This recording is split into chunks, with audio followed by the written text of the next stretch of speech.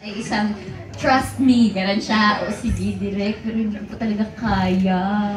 At sa... Nakakilabot, tumatayo na lahat ng balahibo ko, lahat ng mga buhok sa katawan ko, ito katayo na. Parang, oh, see. Eh, parang ang tagal pa mag-cut, di ba? Parang ang tagal, parang ako. Si Direk kasi hanggat hindi niya nakukuha yung totoo, hindi niya ikakat o hindi niya titigilan yung eksena. So nung parang una... si, mukhang nag-enjoy ko na si...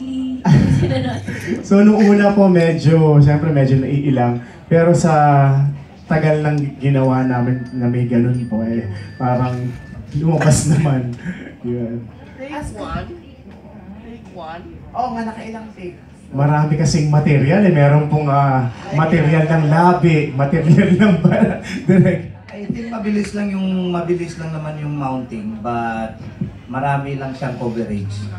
So, one of the hardest part palagi mag-shoot is to shoot a love scene Kasi you want to be more sensible with your actors palagi. And at the same time, it's a process of making them feel comfortable as you go along. Most especially if there's a lot of cameras involved or people na sa loob din. So I think hindi mahirap yung pag-shoot nila. It's just that yung coverage lang. Direct ilang oras tinake? No, okay, we... Siyempre Kim, we want details. First love scene yun kasama yan sa shoot ng New York namin. Na eksena. Okay. So we shot that around mga 4 AM na. Until? Hanggang 6. Kung hindi tumaas yung araw, hindi pa kami. Oh. Inaraw na kayo, Kim? Inumaga na kayo? So yun, kasi yung medyo ma-technical yung ilaw. Yes. Ganun. Kim, may mga limitations ka ba? Direct,